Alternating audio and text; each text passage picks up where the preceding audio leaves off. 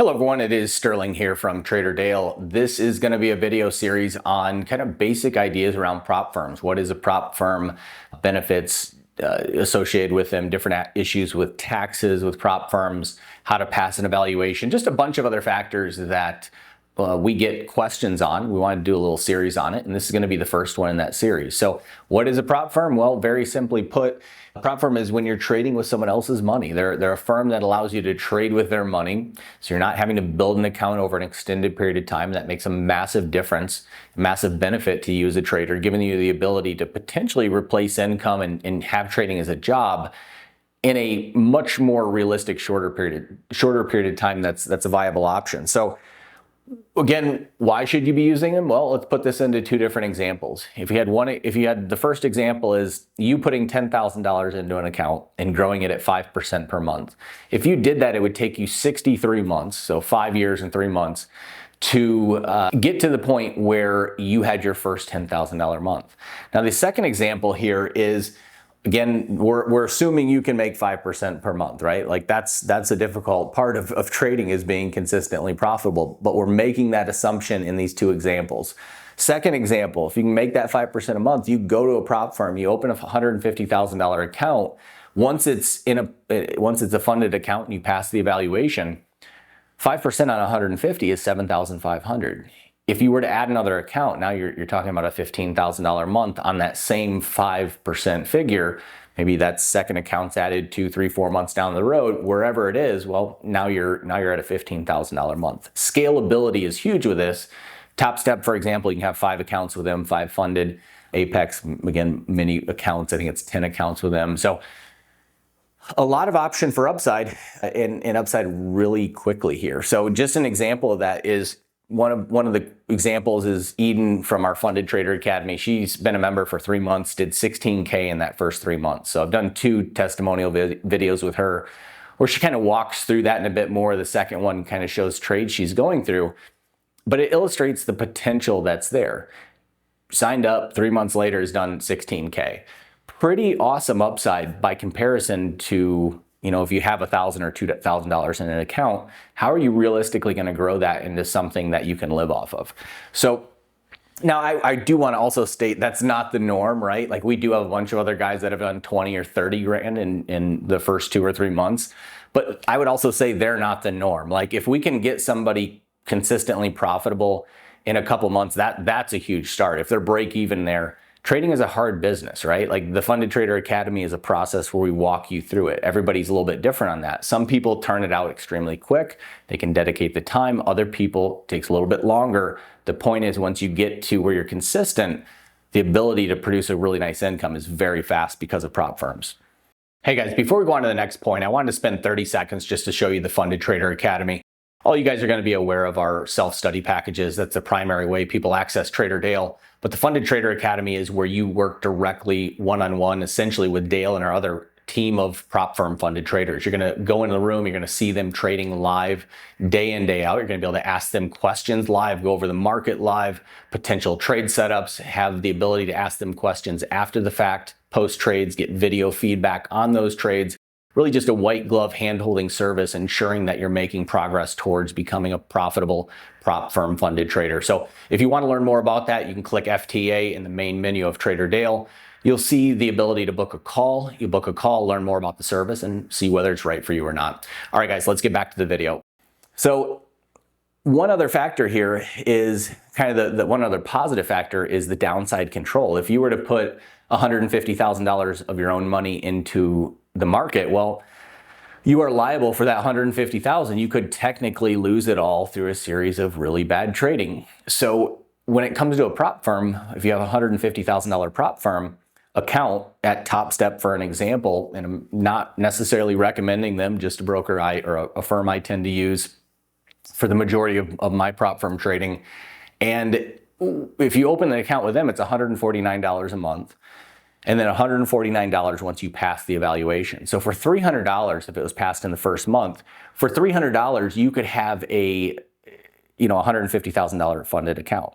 So that's your downside, right? Now you could have some upside trades and potential profit. That's a loss you could have. But as far as money out of pocket, it's $300 versus a potential risk of 150 if it's your own money in the account.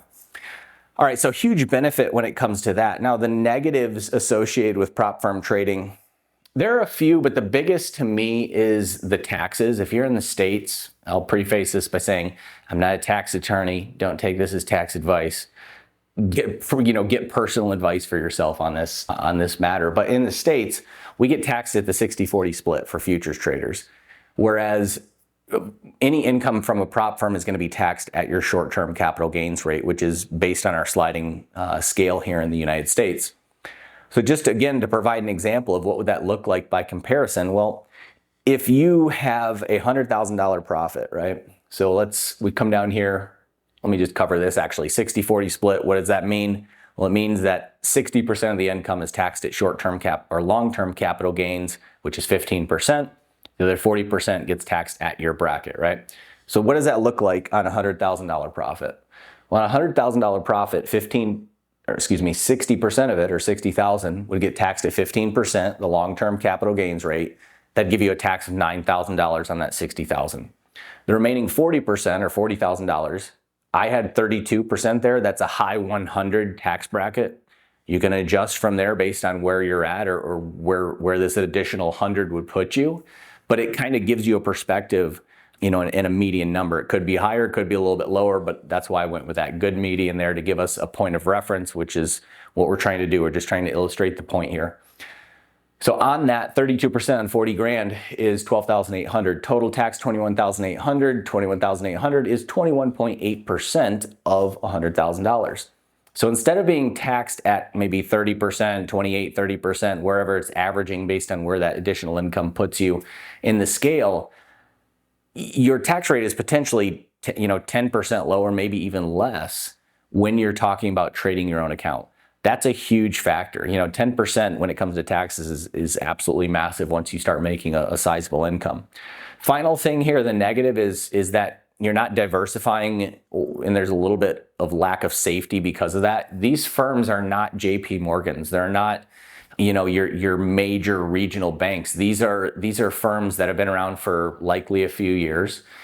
The good ones have a really nice consistent model and they'll likely hold true over extended periods of time. But when you have a consistent income, if you're pulling out a consistent income, be putting money away in your own account is my personal recommendation. One, because eventually you're going to want to trade that as much or more than your prop accounts because of the tax advantage. But two, should there ever be an issue with that prop firm, well, you're only really risking giving up potential profit. So again, continue to pay yourself along the way. Moving money into that account kind of diversifies, spreads the risk across. Whereas when you're just working with one fund, if that's your income, you've replaced your income, everything's going really well. Well, what happens if there's some black swan event? I don't know if you guys remember the Euro Swiss. The Euro Swissy was pegged at like 1.2. And when they removed that peg, like major brokers blew up. Like in the Forex industry, that was a huge move. So there's always these kind of black swan events that can happen. And a lot of times there are protections they have built in, but I'd just rather not count on them to be the greatest risk managers of all time. I'd rather use them while I want or while I can, as much as I can, while I'm using them to build my own account. Still using them once I have my own account. There's different uses for even once you have enough to trade off of in your own account. You might save slightly riskier setups for your prop firm account where you do go in a little bit heavier. There are things that advanced traders will do in this account versus their own account, but that's again another story down the road. We're just working on transitioning to our own account as we build that monthly income. All right, kind of a negative as well is the prop firm rules. So Top Step, I reference them because there is no rule set you're going to be governed by. Once you pass the evaluation, which is, depending on the size of the account, it's typically about I think it's like a 6% profit and a 3% loss. You can't lose more than 3%. You need to make 6%, and within that evaluation account. So with Top Step, that's the rule set. There's no rule set on trading, right? There's no rule set on Max drawdown is obviously, that's just the parameter of the evaluation. That's always going to be there, but there's no averaging down issues. There's no position sizing issues where you do a small size on one, then add to it on another, and a bunch of other things. I've just written out a few here, but the point is there's none of them. And so that's, while I self-govern with a lot of the rules that you should be doing anyways. For example, Apex just redid their entire structure. I think it's probably the best layout of what profitable traders do. If you look at those rules, instead of looking at them as rules you have to be governed by, look at that as Apex giving you the cheat code to their statistical analysis of profitable traders. And they're like, look, here's what our profitable traders do. Here's their rules. Either if you stick by them, we want the profitable traders, is basically what they're saying. So I don't have any issue with them, and I would be happy to stick within that. But for me, I started with Top Step. I've just never had any of those rules, and that's my preference. So anyways, that is a kind of another negative associated with that. But at the end of the day, these rules are set up to guide you as to what profitable traders do. If you're really outside a lot of their rules, well, guess what? You're probably not profitable.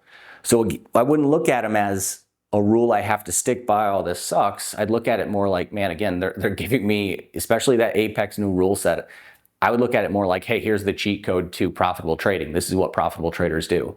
So there's another video. I have a statistical analysis of 17,000 prop firm traders that Dan, one of our head traders, covered, and basically everything in that rule set is just covered in the statistical analysis of the traders. How long they hold trades, do they average down, how many markets do they trade, how many trades do they place per day. These are all things that there's markers of success, right? And you can be an outlier if you want. There's always outliers in everything that do well, but I'd rather be in the sweet spot, the 85% of where all the money's going. I want to know what they're doing. So anyways, that is kind of the last downside, is that rule set, but that depends on the firm. And it's something that as you go into the firm you're looking at, you're really going to evaluate, okay, here's the rules. Here's the things I have to do while I'm trading live. Should I step out of these? They're not going to pay me. And so if you do go with somebody that has that rule set, really understanding what their rule set is, staying within those guidelines, and having that as part of your plan. So anyways, kind of a quick rundown of the pros and cons of the big ones when it comes to prop firm trading and what it's all about. For the next video, we'll get into a little bit more specifics here. So hope you enjoyed this one. I will see you all back for the next one.